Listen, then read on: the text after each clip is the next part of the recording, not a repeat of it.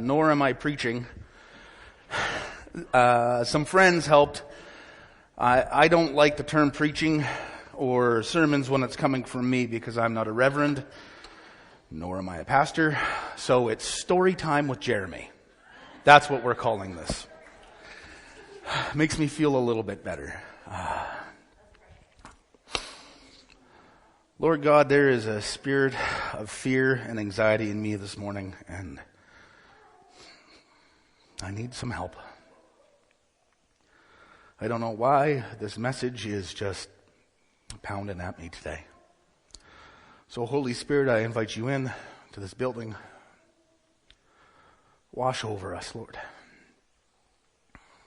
Whatever comes out of my mouth, I hope you change it to hear whatever, or so people hear what they need to hear today before it hits their ears. Thank you, Lord. So, over the years, I've had a lot of experience with my big mouth getting me in trouble.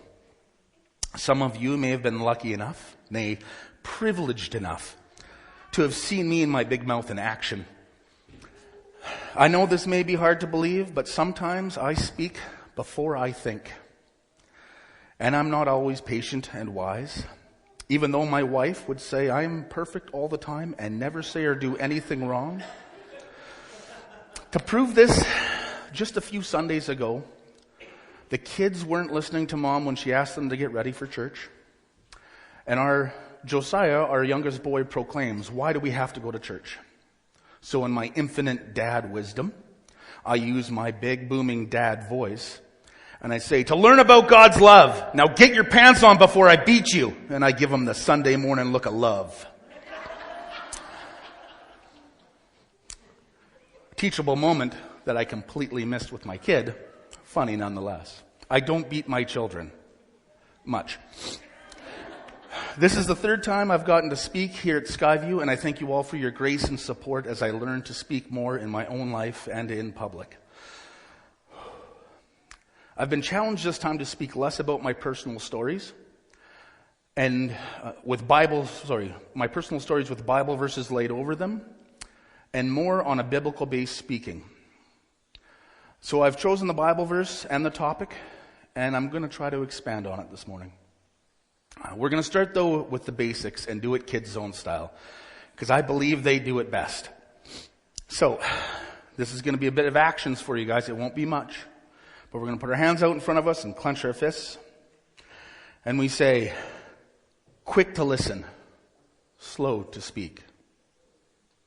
Quick to listen, slow to speak. Timing's a little off, guys. Come on. Quick to listen, slow to speak. Yes!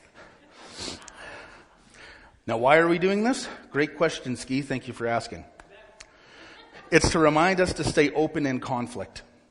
This isn't so you have a new way to tell your husband to listen. And if you just speak slowly, you might just make the other person angry. The truth of us is we don't want to hear what someone else has to say. We want to hear our opinion come out of their mouth. And what I've found in most every conflict that we have with someone, both parties actually want the same thing. They want to be heard. They want to be understood. See, I want you to be quick to listen and slow to speak. And you want me to be quick to listen and slow to speak. We may never agree, but at least hear me. You may be thinking, I know somebody that needs to hear this lesson to be slow to speak, for sure. You know, I hope so-and-so is listening. I wish my boss was here. Mine is. Or my spouse. Mine is. Or your in-laws. Mine aren't. But this isn't about your husband and their big mouth, or your wife and their big mouth, or your in-laws and their massive, gigantic big mouths. It's about me and my big mouth, and how keeping it shut can possibly save relationships. Now, I didn't come up with this nifty saying all on my own, though I am perfect. I confess I plagiarized it from a rather famous guy. His name is James. And sometime after Jesus' death, he became the leader of the church in Jerusalem. And while doing that, he wrote a letter to the church. It's James 1:19-21. It starts like this. My dear brothers and sisters, take note of this. Now, this is a bit of a bunny trail, but it's important nonetheless. James is writing to the early church, and he does not say, dear church, or faithful ones, or men of faith. He says, dear brothers and sisters.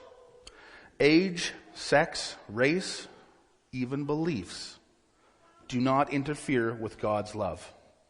Don't like that statement? I will invite you to be quick to listen and slow to speak.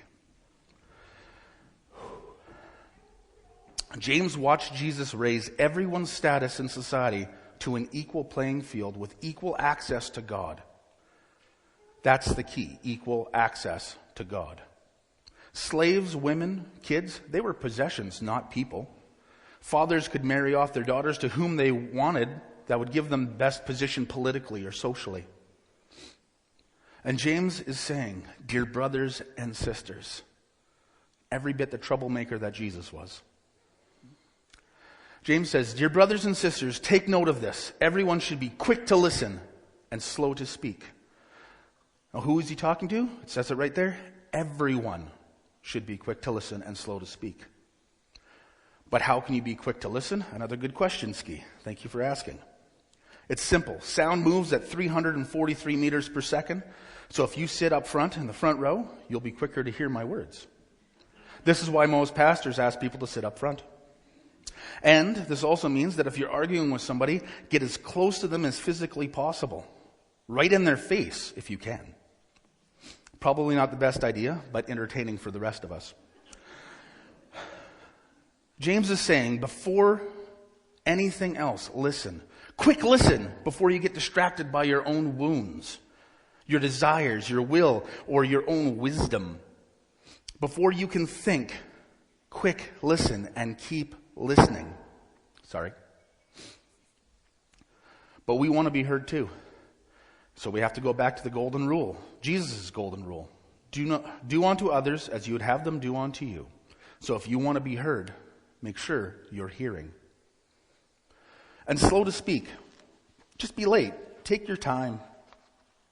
You have the perfect witty comeback. They said the key phrase, so your rebuttal will be perfect. You have checkmate in this conversation. Doesn't matter. Listen. And listen to understand, not to respond. And if you can't keep your mouth from opening, be curious and ask a question. A real question. Not condescending, not sarcastic, but sincerely want to know more. But if I ask a question, they're just going to keep on talking, and I want my turn.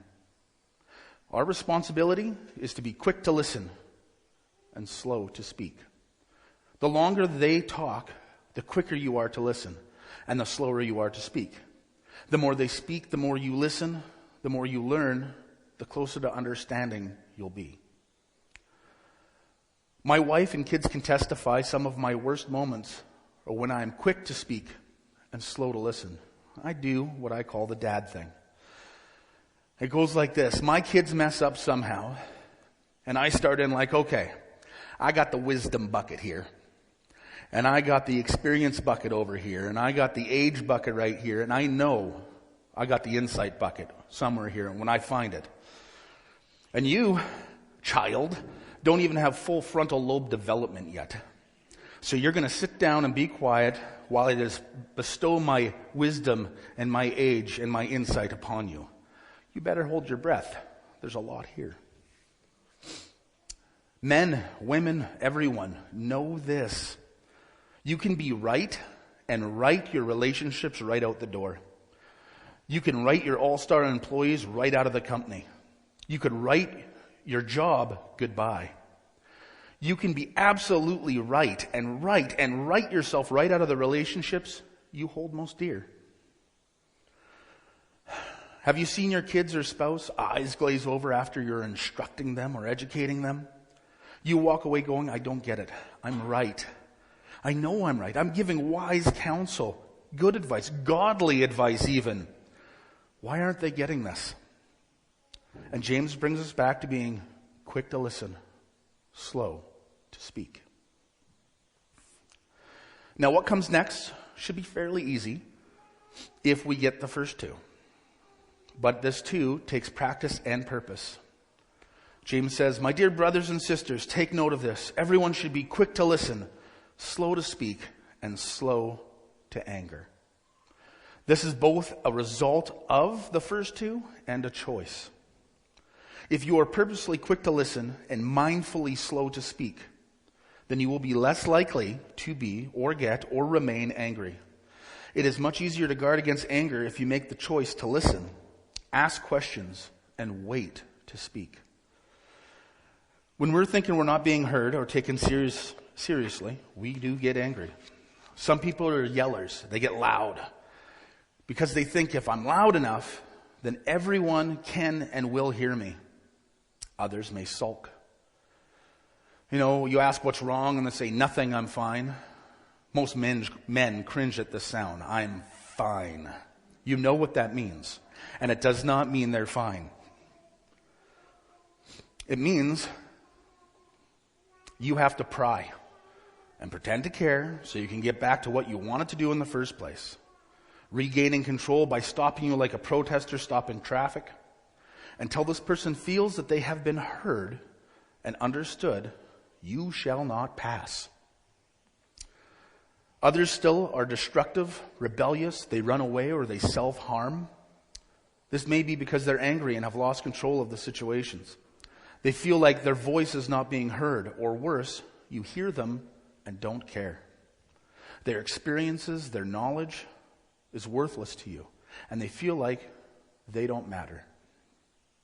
Now, the anger in this context that James is speaking may have those end results, but I believe James is talking about the anger in your mind and heart that has us drawing hasty, misinformed, and relationally destructive conclusions. Something like, "She texted me to remember to pick up the kids. In my mind, I think she's so controlling. She doesn't believe in me. She thinks I'm a screw-up, always checking up on me like I can't remember things."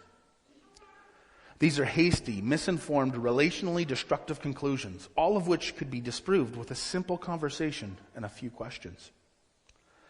Years ago, a friend told me this story. It's not in Whitecourt. He was meeting someone that was going through a very tough time.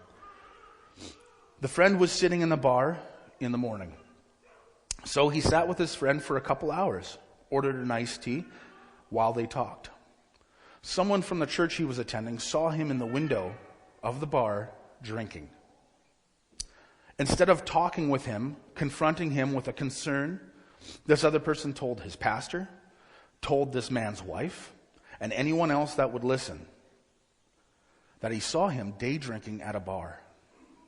He told people under the lie that he was worried for him. It did not take long for the situation to blow way out of proportion. Everybody fighting and nobody concerned for the person that was actually needing some support. And while a simple loving question by anyone would have diffused this situation, shed understanding like a light in a dark room, instead everyone's hurt, trying to be heard, and in no mood to listen. The formula James is putting together here so far reads, the longer you listen plus the less you speak will equal the more you learn, the less angry you become, which allows you to find understanding. Now I'm going to drop a bomb on you guys. This is common knowledge, but we forget this. So it sounds like a new idea every time we hear it. I expect an audible wow when I say it. Everything everyone does makes sense to them no matter what it is. Wow. Thank you. For instance, Ski wears shorts all winter. That makes sense to him. Harold drives a Chevy. Makes sense to him. Stacy wears wool socks and sandals. Makes sense to him. On top of that, everything everyone says makes sense to them, no matter how confusing it is to you. And then everything everyone believes makes sense to them, no matter how hard it is for you to believe. John Herrera believes he can speak English. So when you hear yourself saying or thinking, I don't know why they would do that. I don't know why they would say that. I don't know why they would believe that. We're also probably tempted to think that they ate one too many purple crayons, that they're stupid or uneducated on a subject. But can you tell me who needs the education? I'll give you a hint. The answer is in the question. I don't know why they would. I don't know. Me. I am the problem. I can say, what an idiot. Why would they do that? Well, I don't know either, but it sounds like we have some questions to ask. But I would rather be critical and judgmental and hang out with other people that are critical and judgmental, so I don't have to be challenged on my beliefs and the way I see the world. If I listen, I might understand. And if I understand, I might join them.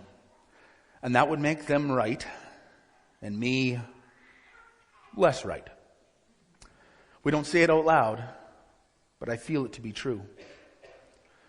We all have reasons why we do the things we do, sometimes even good reasons. So you find yourself thinking, why would my son, my daughter, my wife, my husband, why would they do that?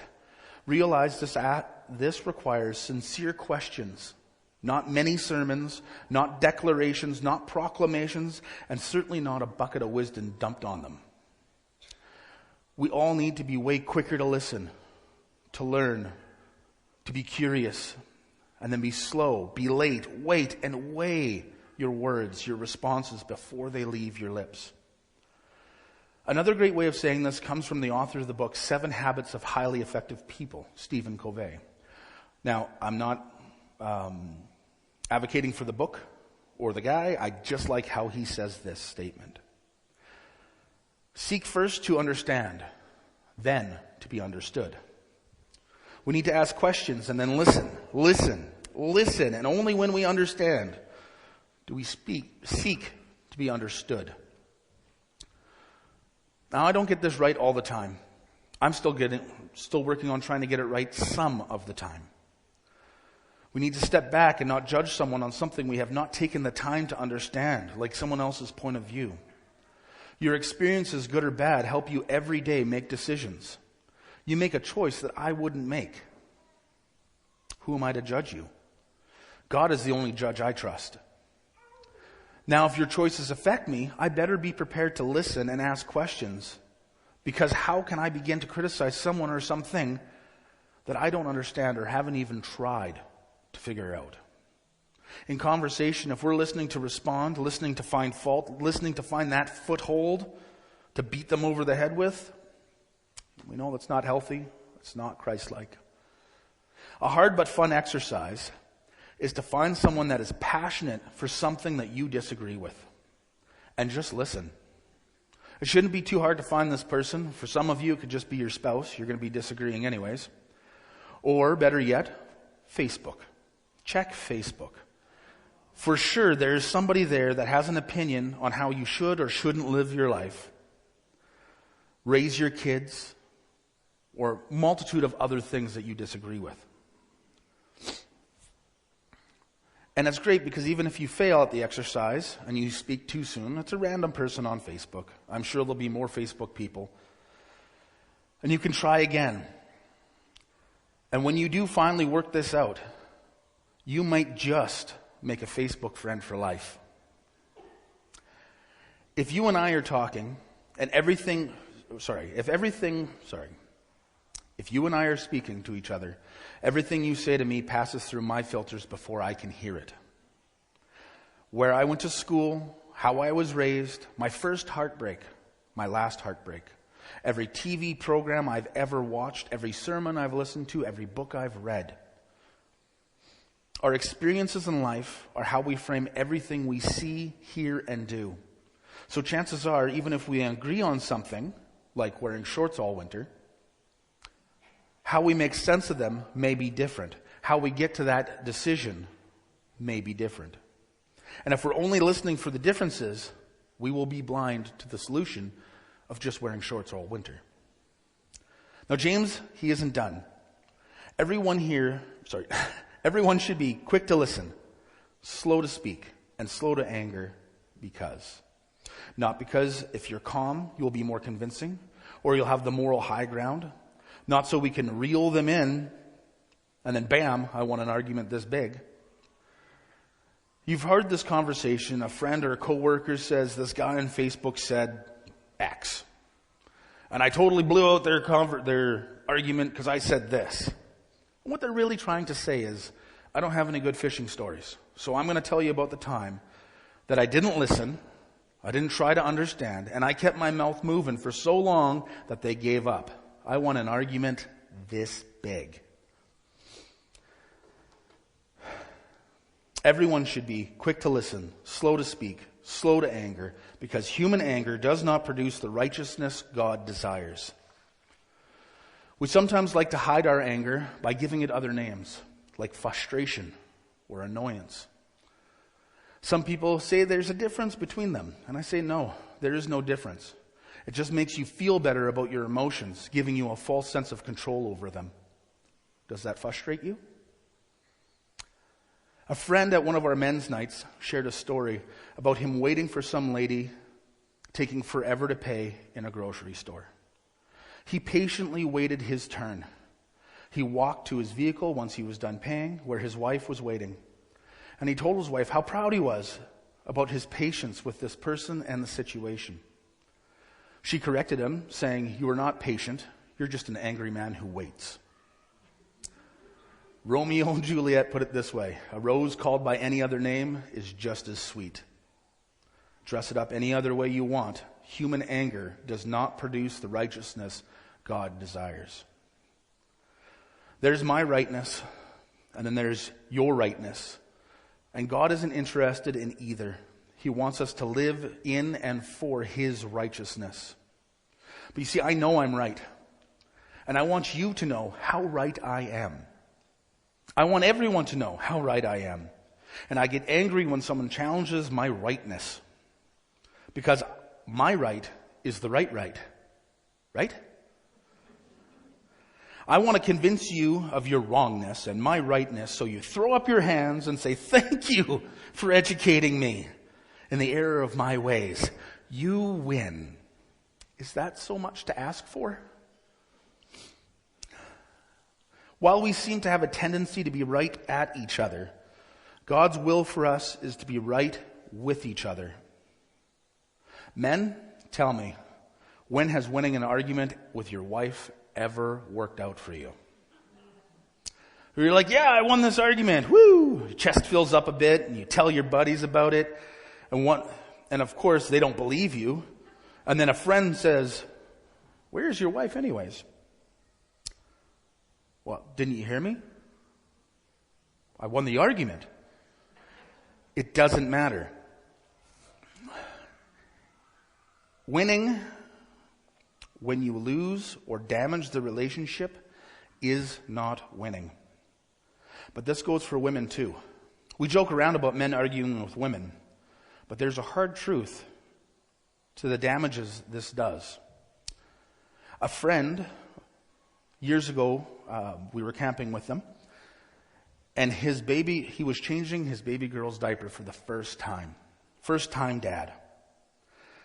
And he's trying to be gentle, trying to change his diaper, and he's being too gentle when he should be firm, and too rough when he should be gentle.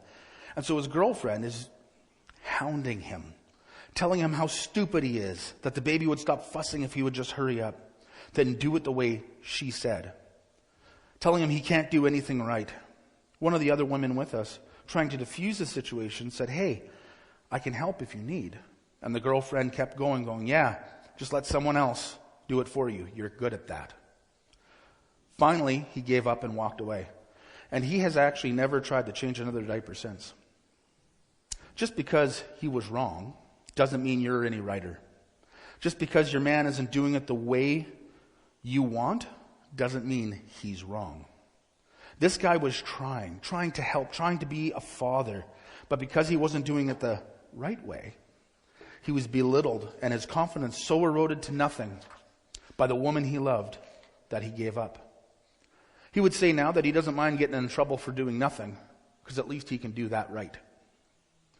Women, you have the power to build up your man or tear him down. Be mindful of what you're doing. In my house, it's the dishwasher. That's the fight. I load it wrong. I didn't know you can load it wrong other than putting a cup upside down. But apparently you can. So I fight. I fight dirty.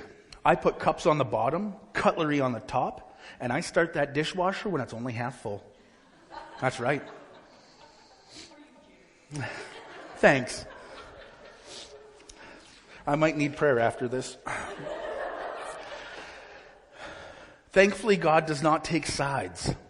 I believe He doesn't take sides because it's not you against me. There is only one enemy. His name is not Jeremy. His name is not her name is not Laura Lee. His name is not Ski. His name is not Trudeau. It's not Kenny or any other name you could think. His name is Satan, and he wants to disrupt and destroy our relationship with Christ and with each other.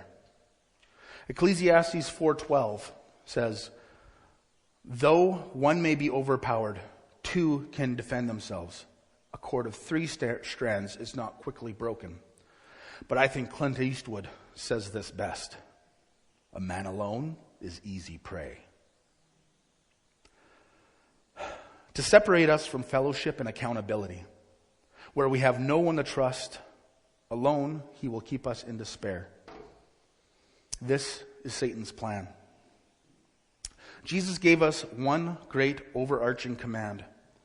As I have loved you, you are to love one another. Jesus didn't come to be right or prove his rightness or righteousness. That would have taken 30 minutes. Most of that would have been setting up the stage, a few mic checks. He would have got up there, told a story or two, and said, so I'm right. Don't like it, take it up with my dad. We are to follow Christ's example. Jesus says to you and me, the goal is not to be right, because the mission of our Savior was to reconcile us to the Father, to God, and to one another. So how do we do that? I'm very glad you asked, Ski. You got great questions coming today. Be quick to listen, slow to speak, slow to anger, because human anger does not produce the righteousness God desires. If the two of you aren't right with each other, it doesn't matter who's right. You do not win if you lose the relationship in the process. James is not done yet with his wisdom. He goes on to say, therefore, get rid of all moral filth. Now, I like this translated better to take off rather than get rid. Like taking off a jacket. So, therefore, take off all moral filth. Take off your desire to be right, your woundedness, your pride, your need to be heard, and put them aside. A disagreement is like an uphill hike. It can be hard work, and it's so much easier without that extra baggage of life. Therefore, get rid of all moral filth and the evil that is so prevalent. Now, evil is another word that in this context, I don't feel it's descriptive enough. And there is another translation that uses the word malice. I don't think we use that word enough. It's a good word. I mean, it means bad, but it's a better description of what's going on. Malice is the desire to do harm, to get back, to pay back in kind. It's us saying, fine, do it your way. I hope you fail. It's feeling happy when your competition struggles. It's finding happiness in others' pain and stress. It's seeing someone not wearing a bike helmet and saying, I hope they crash and crack their head open. Someone passes you on the highway going way too fast and you say, I hope they end up in the ditch. That is the moral filth. The malice that proudly struts around under the cover of, I warned them, I'm smarter than them. They're fools and they're getting what they deserve. Take that jacket off. It does not protect you and it does not fit. When you find yourself arguing or straight up fighting with whomever, and you realize that you have your 3C jacket on, convict, convince, and control, take off that jacket. We know it can't help you, and we know the path that it takes us down. Now here's the last piece where it all comes together. If you take something out of your life, even evil things, you must replace it with something. So we take off our moral filth and our malice, and James says to humbly accept the word planted in you. We take off the I gotta be right jacket, and we put on humility, and we rest in God's righteousness. It looks like this. We are more important than me. You are more important than me. And reconciling with you is more important than me getting my way. That is the humility. Therefore, get rid of all moral filth and the evil that is so prevalent, and humbly accept the word planted in you, which has the power to save you. Not just save your soul, but save your marriage, save your relationship with your child, save your job, save you from speaking regretful words, save you from acting out in anger. Conflict and communication, it is a two-way street. So you may not get the opportunity in some cases to put this into action. The other person may not want to speak or listen. That's okay. Just be ready to listen when they're ready to speak. James 1:19-21. My dear brothers and sisters, take note of this. Everyone should be quick to listen, slow to speak, slow to anger, or slow to become angry, because human anger does not produce the righteousness that God desires. Therefore, get rid of all moral filth and the evil that is so prevalent, and humbly accept the word planted in you, which can save you. You guys have a good Sunday. Worship.